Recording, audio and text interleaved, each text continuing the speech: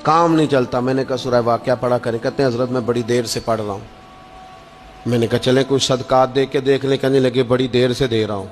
मैंने उन्हें एक और वजीफा बताया। कहने लगे ये भी मुझे किसी ने बताया था, बड़ी देर से कर रहा हूँ। तो मैंने उन्हें कहा फिर मेरी एक नाकस राय ये है कि सारा कुछ करने के बाद अगर अभी तक फिर भी आप समझ रहे हैं ना आपकी मर्जी के मुताबिक आप पर दरवाजे नहीं खोल रहे, फिर आप सब्र करें।